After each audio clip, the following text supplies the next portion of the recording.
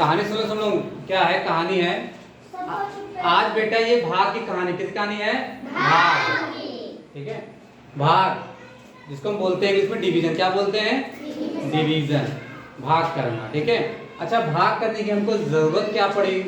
भाग करने की जरूरत हमने जोड़ का प्रयोग सीखा, घटाने का सीखा, गुणा का प्रयोग सीखा। दैनिक जीवन में प्रयोग करते हैं हाँ? जोड़, घटाना, गुणा। अब भाग का प्रयोग क्या होता है बेटा? जैसे कि मान लो कि हमारे पास ये यहाँ पर दी गई बेटा, मान लो 8 वस्तु दी गई। कितनी वस्तु दी गई है? 8। ठीक है, हमारे पास बेटा अगर 8 वस्तुएं दी गई हैं, ठीक है, और आपसे कहा जाए कि 2 लोगों में बराबर बांटो। कितने लोगों में बांटो? 2 लोगों में बांटो। तो कितनी मिलेंगी बेटा?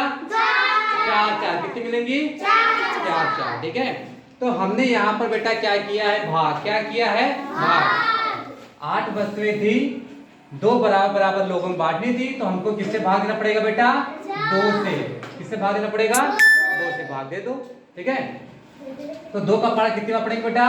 4 बार। 8 आ जाए, 2 चौके 8 आ गया। ठीक है, और 8 में से आ गया 0 आ गया है। यहाँ से ये संख्या 4 आई है, ये बता रहा है कि प्रत्येक व्यक्ति को कितने कितने हम बेटा लड्डू बांटेंगे? 4। कितने कितने बांटेंगे बेटा? 4 लड्डू बांटेंगे। तो यहाँ पर हमको भाग की जरूरत पड़ गई है। ठीक है, जैसे मान लो हमारे पास 36 लड्डू हैं। कितने लड्डू हैं? 36 लड्डू हैं। अब अगर हमको 4 लोगों में बांटना है, कितने लोगों में बांटना है? 4। तो कितने कितने मिलेंगे? अगर हमारे पास 36 लड्डू हैं और 4 लोगों में बांटना है तो कितने कितने मिलेंगे बेटा? भाग करके देख लो, अभी पता चल जाएगा। तो 4 से भाग दो। 4 का पहाड़ा पढ़ो बेटा, 36 से ज्यादा बात ना पढ़ो, 36 ज्यादा ना हो। तो 4 नवैया 36, 4 नवैया 36। ठीक है, अब घटा लो बेटा, 6 में 6 गया 0, 3 में 3 गया 0। कितना आया बेटा? 9। इसका मतलब हुआ है कि प्रत्येक व्यक्ति को कितने कितने मिठाइयाँ मिलेंगी? कितनी मिलेंगी? 9 मिठाइयाँ मिलेंगी। ठीक है, और व्यक्ति की संख्या 4, मतलब प्रत्येक 4 व्यक्तियों को 9 मिठाई मिलेगी। तो 9 18 9 14 9 चौक 36 हो जाएगा। ठीक है, तो यहाँ पे बेटा वही परिभाषा लिखी गई है। परिभाषा देख लो, परिभाषा क्या लिखी गई है कि किसी संख्या को बराबर हिस्से में बांटना ही भाग कहलाता है। बात समझ नहीं?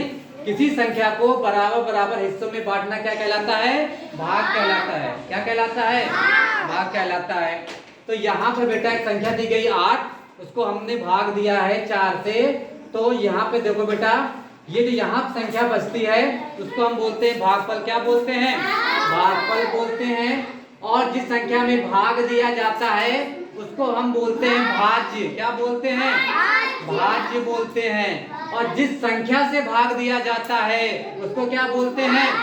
भाजक। क्या बोलते हैं? भाजक बोलते हैं। ठीक है, और जो नीचे शेष बच जाता है तो क्या बोलते हैं?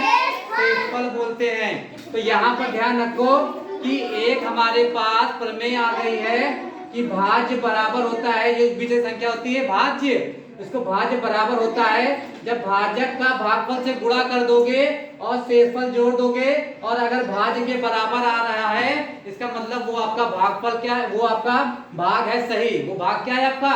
सही है। ठीक है, जैसे यहाँ बेटा चेक कर लो कि 4 का 9 से गुणा करो, 9 चौक कितना हो गया? 36। और भाज्य बराबर 36 आ रहा है नहीं आ रहा है? देखो ये हमारा भाजक है, ये हमारा भागफल है, इनको गुणा करो, 9 चौक 36 और शेषफल जोड़ दो 0, तो 36 में 0 जोड़ोगे 36। ये हमारे भाज्य के बराबर आ रहा है कि नहीं आ रहा है? आ रहा है। इसका मतलब ये क्या है? सही है। जैसे मानो तुमने गलत कर दिया, तुमने अगर सोचो 8 लिख दिया होता, अब हम चेक करें कि गलत है कि सही है, तो 8 और चौक 32, 32 में 0 जोड़ेंगे 32, इसका मतलब यहाँ आना चाहिए 36, गलत है ना? तो एक बार जरूर उसको चेक कर सकते हो। चेक करने का तरीका यही होता है कि भाज्य बराबर होता है भाजक गुणे भागफल और प्लस शेषफल। भाज्य बराबर क्या होता है? भाज्य बराबर होता है बेटा भाजक गुणे भागफल प्लस शेषफल। ठीक है।